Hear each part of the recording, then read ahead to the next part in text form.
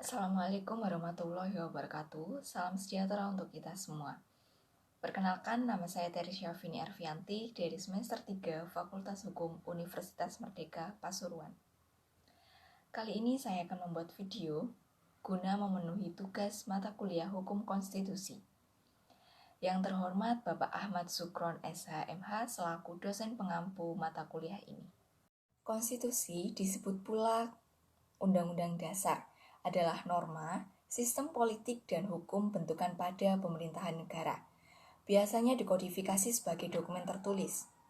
Hukum ini tidak mengatur hal-hal yang terperinci, melainkan hanya menjabarkan prinsip-prinsip yang menjadi dasar bagi peraturan-peraturan lainnya. Dalam kasus bentukan negara, konstitusi memuat aturan dan prinsip-prinsip entitas politik dan hukum. Istilah ini merujuk secara khusus untuk menetapkan konstitusi nasional sebagai prinsip-prinsip dasar politik. Prinsip-prinsip dasar hukum termasuk dalam bentukan struktur, prosedur, wewenang, dan kewajiban pemerintahan negara pada umumnya. Konstitusi umumnya merujuk pada penjaminan hak kepada warga masyarakatnya. Istilah konstitusi dapat diterapkan pada seluruh hukum yang mendefinisikan fungsi pemerintahan negara. Pengertian atau ciri konstitusi. Yang pertama, dokumen hukum. Yang kedua, tertulis maupun tidak tertulis. Yang ketiga, mengandung aturan dan ketentuan pokok mengenai ketatanegaraan. Yang keempat, memiliki kekuatan mengikat. Yang kelima, bersifat luhur dan kekal. Dan yang keenam, prosedur berat untuk merubahnya. Substansi konstitusi.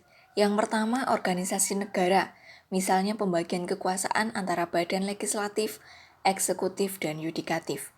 Kedua, pengakuan atau jaminan terhadap hak-hak asasi manusia. Yang ketiga, prosedur perubahan undang-undang dasar. Yang keempat, larangan untuk mengubah sifat tertentu dari undang-undang dasar tersebut. Fungsi konstitusi yang pertama, ditinjau dari tujuannya untuk menjamin hak warga negara dari tindakan sewenang-wenang penguasa demi terselenggaranya kepentingan atau kesejahteraan masyarakat.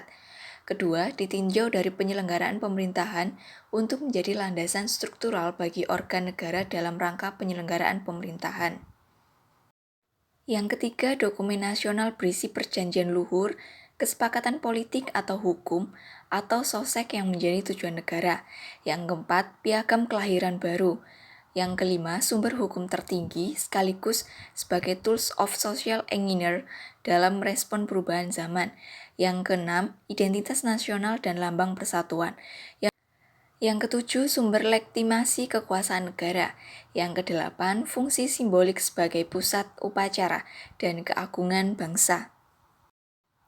Alasan pembentukan konstitusi yang pertama, keinginan warga negara untuk menjamin hak mereka dan membatasi tindakan penguasa. Kedua, keinginan dari pihak manapun untuk menjamin rakyatnya dengan jalan menentukan bentuk ketatanegaraan yang semula tidak jelas dalam bentuk tertentu. Yang ketiga, keinginan pembentukan negara untuk menjamin penyelenggaraan negara yang pasti dan dapat membahagiakan rakyatnya. Yang keempat, keinginan untuk menjamin kerjasama efektif dengan beberapa negara yang semula berdiri sendiri dan nantinya akan menjadi negara bagian dengan negara federal sebagai bentuk kerjasama. Sejarah konstitusi yang poin pertama, tidak seorang pun penguasa yang akan mengambil hasil pertanian dari siapapun tanpa membayar harganya seketika itu juga, kecuali jika si pemilik memberi izin menangguhkan pembayaran.